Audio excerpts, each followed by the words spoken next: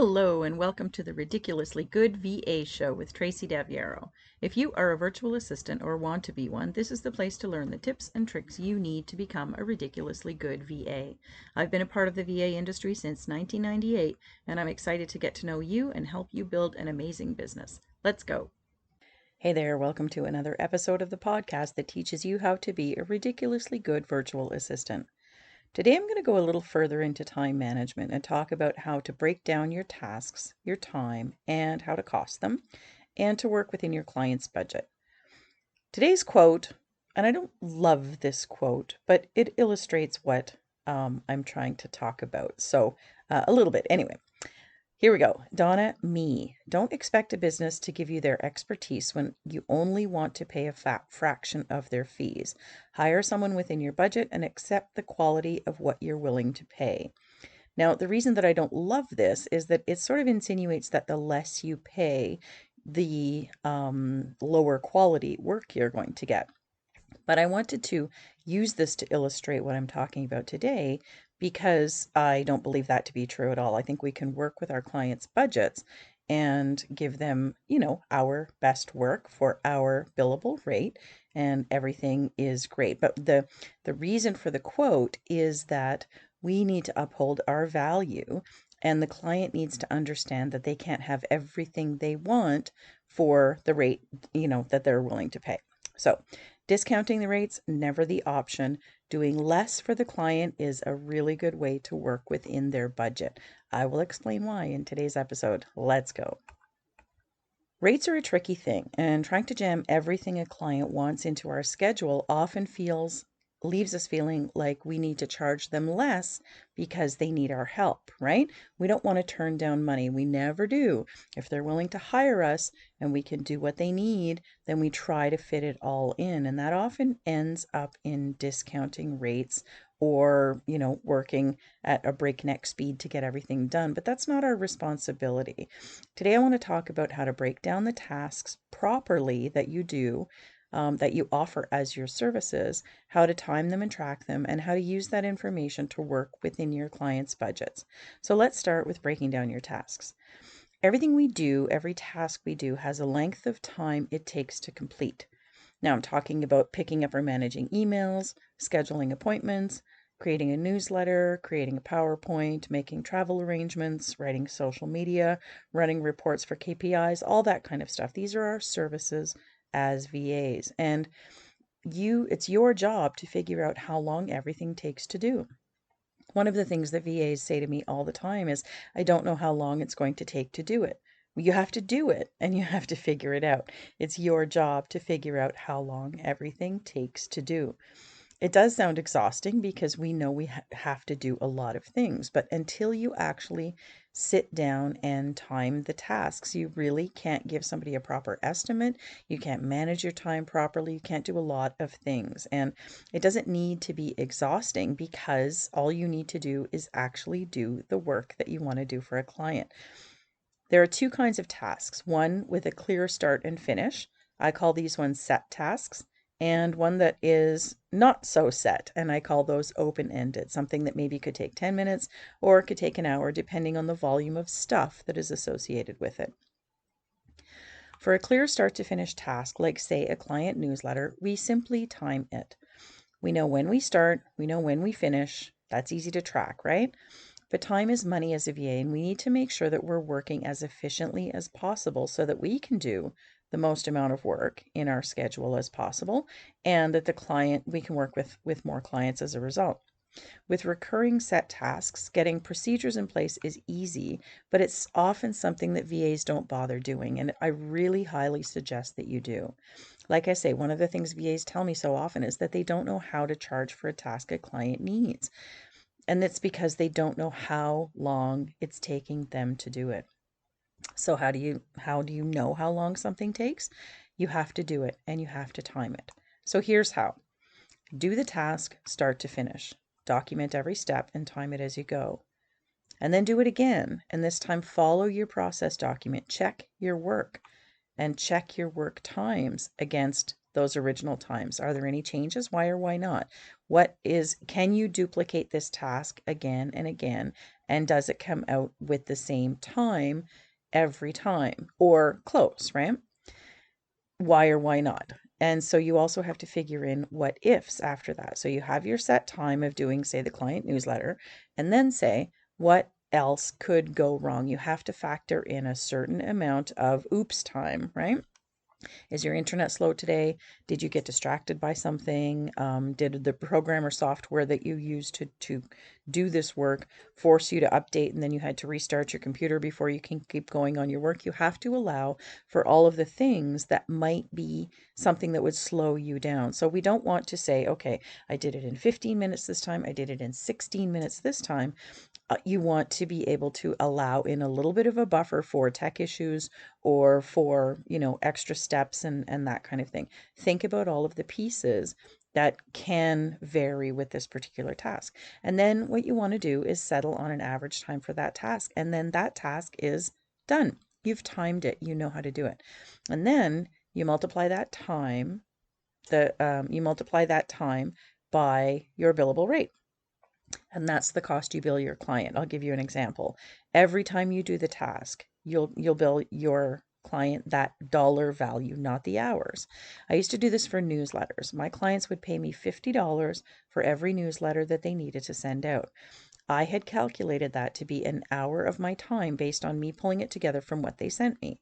Now, I had clients that were, that sent me less and I had to do more work. And I had clients who sent me everything ready and I just needed to send it out. But my newsletter rate was a standard $50. And that worked out to an hour of my time because I had done that math, but that is not what I billed the client. I didn't bill them an hour. I billed them for a newsletter. It's task time. It's different, right? You might want to write that one down. So once you have your rate per task figured out, that's what your clients are going to get charged every time. It makes things a lot clearer. You may hear it referred to as charging by deliverable, and that's the thing that you're delivering to them, right? You can call it a task, you can call it a project, whatever you want.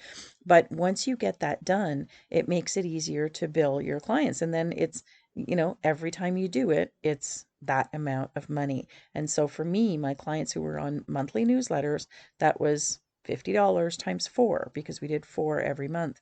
And on the months that there were 5 weeks, yes, we charged an extra. So, but that was then it cost them $200 a month to get their newsletter done. And it didn't matter how many hours it took me. I wasn't showing them a detailed billing or anything like that. It was my responsibility to get the newsletter done in that hour.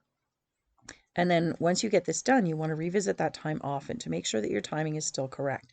If you've gone to, if you put more detail in something or less, if it's longer than your estimate, you need to make your changes to reflect that. Like I said, 5 weeks, 5 newsletters a month costs more than 4 newsletters a month. And if it's shorter than your estimate, then you just gave yourself a raise. So one of the things we talk about with billing by the hour is that the faster you get or the more efficient you get at something, then you make less money doing it. And when you have task times set like this and you bill by deliverable, you are not losing that money at the end of the day. In fact, the faster you can do something, the more money you're going to make. And so I was getting really good. I could do my newsletter sometimes in 40 minutes instead of an hour. And then that way I had that extra 20 minutes to go and work on something else. But the client was getting my expertise because I had found more efficient ways to do something for them. And so the billable task time is really, really important. And that's how you do that. Set tasks are super easy to time and cost. They're the same steps every single time. So they're really easy to document and they're really easy to set those rates. And that's how you do it. So let's get to the open-ended stuff because I hear all the time, but Tracy, what about things like checking email or doing research or creating a PowerPoint? I have no idea how long these things might take me. Well, I'm here to tell you that it is your responsibility to know. You can't just arbitrarily spend 10 hours doing something for a client because you're not setting in boundaries to get it done. I'll share a story of an open-ended task going quite wrong for me in a bit, but here's basically how you should be handling the open-ended stuff. It's all about start and stop times. Those buckets of time that I always tell you guys to use to manage your time better. They come right in here for your recurring open-ended tasks as well. So let's take, for example, email management. I know that this is easier with an example. If you're looking after email for your client and you're checking it all day long, I want you to stop doing that right now. It's not efficient or effective. Instead, you want to decide how many times a day you're going to check it. 2 is perfect, I think. 3 is probably standard. 4 is likely acceptable for a very high volume client, somebody who has a lot of things going in and out. But once you change to this method of doing email for your clients and for yourself, as a matter of fact, you're going to start to see that it's just more productive to do it this way rather than looking in on it every day, all day, every day. You want to set a start and stop time to check it. 15 minutes is usually very standard. You can get so much done in 15 minutes. 30 minutes is fine. 20 minutes, you can set whatever that time is. Make sure that you set an alarm and know that, here's my start, here I go, because you're going to really be surprised at how much stuff you can process in a 15-minute time. And again, this isn't about working at breakneck speed. It's not about rushing against a clock. It's about working at a standard pace, which is a high quality pace, and getting things done. So look at that 50 minutes, look at that 30 minutes. The time slot should be short because you really are managing your time. You're not letting the email dictate the length of time of the task, right? That can often go off the rails. But if you have 30 minutes, you sit down and you say, okay, it's 10 a.m. and, between now and the next 15 minutes, I'm going to process client A's emails. You're going to find that when you do this and you have that structure in place, you're going to be working more efficiently and more effectively. And frankly, if you are running out of time and you're tuning into this episode because you have time management issues, then it's time for you to do things a better way. So this is a suggested better way. So here we go. Let's say 15-minute time slots for an email or for a client that doesn't have huge high volumes of email, okay? I often say 30 minutes for clients who are very, very, very busy. You can process so much. So how many times a day are you checking it? 2 times, 3 times? Like I said, I think that 2 is perfect. You can check it sort of in the morning and you can check it early afternoon. Those are 2 great times. And you could check it at the end of the day if you wanted to as well, just to make sure that you haven't missed anything. But when we are costing this, here's how we do it. So we take that 15 or 30 minutes and then how many times are we checking it? Multiplying it by that, right? So take your total daily time. Is it 30 minutes? Is it 60 minutes? Whatever it is. You're charging the client for the check-in and the processing. So if you check in and there's nothing there, you're still billing that 15 minutes of time, okay? Because that is the processing time. Now, maybe the next time you're going to have all kinds of things that come in, but if you have to go and do that task, the client is billed that amount of time. The frequency is so important because you don't need to do it as much as you think you're doing it. I often find only twice a day is plenty, and that gives me 30 to 45 minutes of time to bill to a client. And you can actually, it's plenty even for the busiest clients, but you're not going in every day and trying to account for 2 minutes here, 2 minutes there.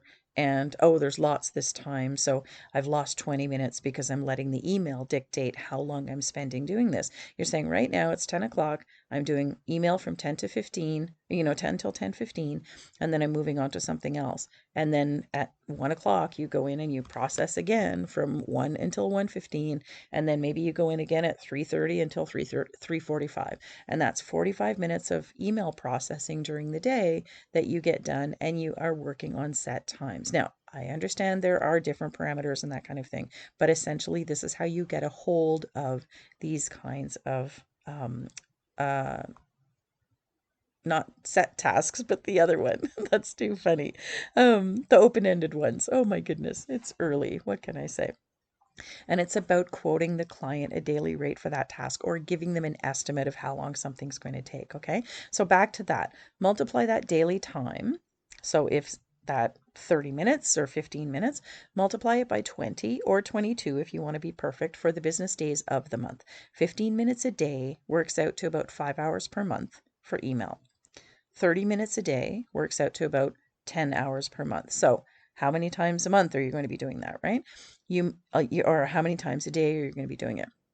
Multiply that by your hourly rate.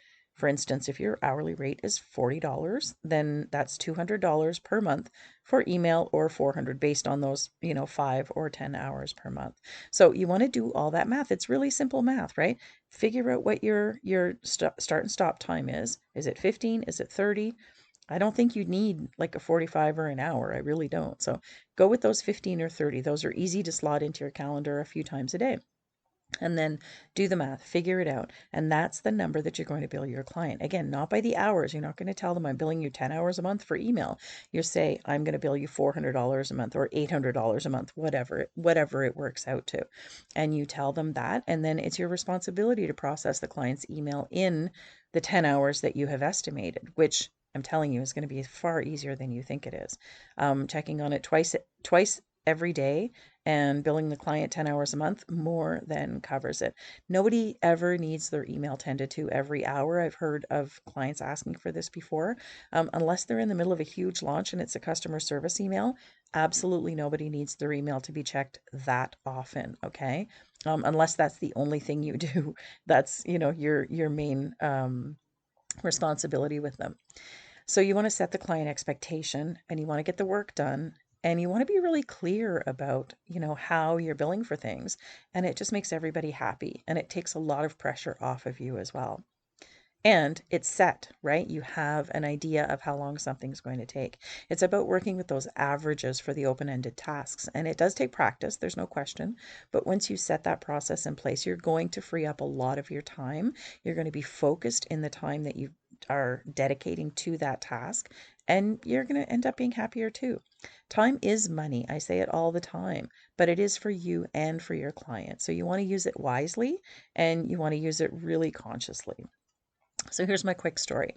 I once hired a VA for 10 hours to help me do a project that involved research, conducting a spreadsheet to track the research, and then a little bit of initial follow up from the research gathered, contained in the spreadsheet. So it seemed really simple to me. I'm a VA, so I know approximately how long things take. And so I assigned 10 hours to this.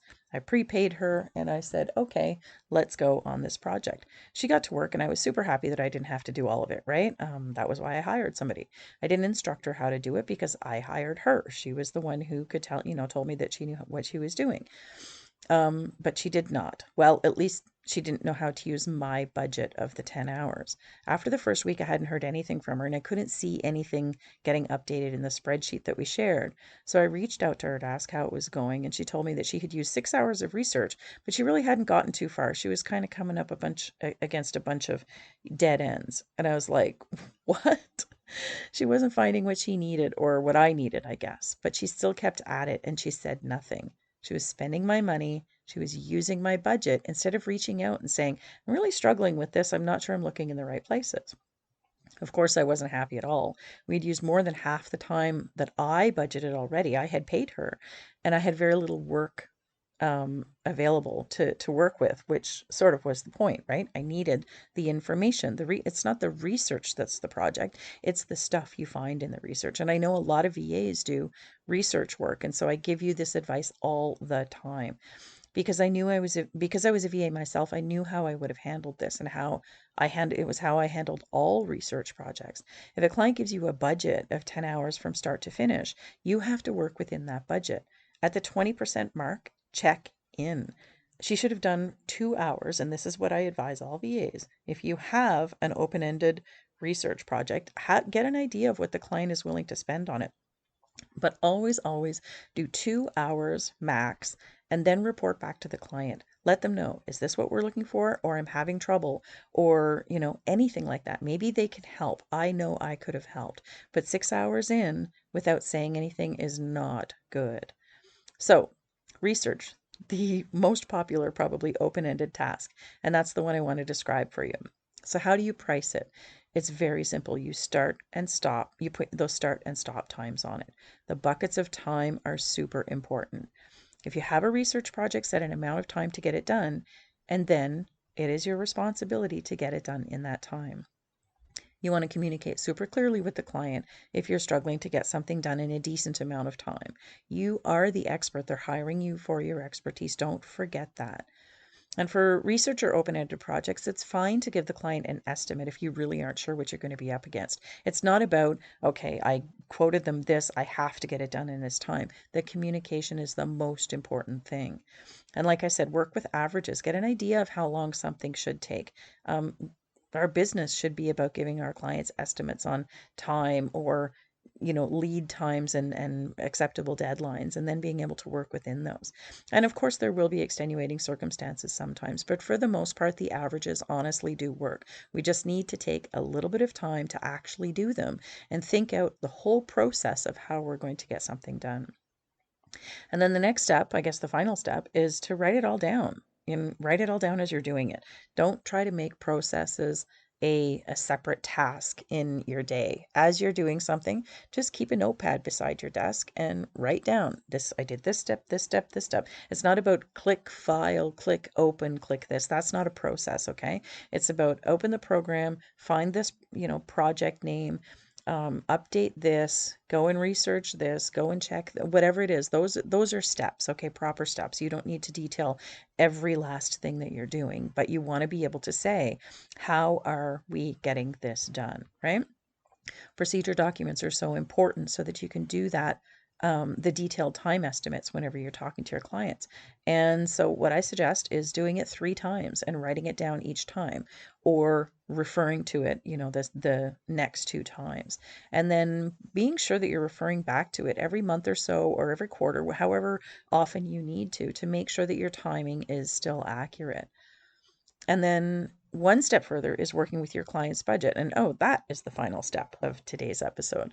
If your client has a budget of $750 in mind, for example, but they want you to do all of the things that they need, your instinct might be to give them a deal because you want the client, you want that 750, and you know that you can help them. You don't need to do less. So let's get back to today's quote, the concept of which I like, even though it says you'll get less if you pay less. I totally don't believe that, and I don't want you to think of it in that way. I don't believe you pay less. If you pay less, you get less quality, but you can simply give them less work. And that's why I really wanted to use this particular quote. It was one of the only ones I could find about client budgets. And it's exactly the way you should be running your business. Working with the client's budget, within a client's budget, is really easy. You say, okay, you can pay this, then we can only do this, this, and this. We can't do these other things. You ask them what their priorities are, and those are the things. Clients don't get everything they want unless they pay your full rate, right? No discounting, no nothing, no, no whatever. But you can do things less frequently for them if their budget is lower than you expect, like those open-ended things, right? Or like the frequency of tasks, 2 newsletters a month instead of 4. Email, check it once a day instead of 3 times a day. A research project that they can have done in 2 hours instead of 10. The results are going to differ on the other end, of course, but that's what they're paying for. And then it, is often up to the client to decide what the urgency is, what is the importance, what is the most important task they want to get help with, and they can make sure that that gets done. Of course, we're always looking for ongoing tasks for our clients, right? We want to look for the thing that we can help most with in their business. And so, yeah, often they need to do more legwork sometimes on their end. If we're spending less of our time doing something, maybe for a newsletter, for example, they need to create the images and send you, the links that go into it instead of having you do that. Where maybe for your other clients who pay your full rate for the newsletter, maybe they can, maybe you do a little bit more work for each of those people, which is why procedures are so important, because every client can have a different procedure, right? But the frequency of tasks done goes hand in hand with a client's budget. And it has always been the way that I found is easiest to help manage that and work within a client's budget, is just to do things less frequently. The repeating tasks, those ongoing things, right? You know how long something takes. So with a set task, you can do it less often and fit it into the client's budget. With an open-ended task, you adjust the time that you spend doing it, like that research, or, creating a PowerPoint, same thing. You want, if that's something that they don't have a huge budget for, they need to do more legwork on their end and get you the pieces that you need so that you can coordinate it all. Mastering this time process and costing is going to pay you back so much more in time and in money, actually, because it does work. I still do it with everything. And the client just gets told everything in dollars instead of hours, which is another great thing. One of the, challenges of being a VA is having our clients micromanage our time and our schedule and that type of thing. So when we start talking in dollars as opposed to in hours, it elevates our value as well, and it elevates our expertise. Your quote also, or your estimate, is then super clear. And like I say, it's based on the deliverables, not on hours. So that is time, estimating time. What did we call this episode today? Estimating VA client work needs and working within their budget. It's a really, really essential skill that once you implement it in your business, you're going to notice a really, really big difference. And so I hope you do implement at least a part of this in your business today, because you're going to see a huge change in how you manage your time and how you earn money in your business. This is exactly what I help VAs do. As a VA coach and trainer, I help you set yourself up for success, helping you fix the specific things that may be going wrong in your business. And when we work together, either privately or in a group, we talk very specifically about your business and you. There isn't a one-stop solution for everybody when it comes to service businesses, just like VA businesses. I'll help you get the clarity around the issues and cheer you on as you walk through the steps to fix them. I've helped hundreds of VAs through their challenges and got them on their way to growing their business and the lifestyle that they dream of, and I would love to do the same thing for you. You can work with me privately, of course. I love my private clients, or you can join the Virtual Circle, my mastermind group for VAs. You can check it out at yourvamentor.com/TVC, as in the Virtual Circle. I bet it's exactly what you need to start running the VA business you dreamed of. Reach out to me if you have any questions or if you are interested in either one of these coaching options. That's all I've got for you this week. I'll see you next time. Thank you so much for tuning in to this episode of the Ridiculously Good VA Show. Don't forget to subscribe so you don't miss a thing. For more great resources for your VA business, visit my website at yourvamentor.com. I'll see you back here next time.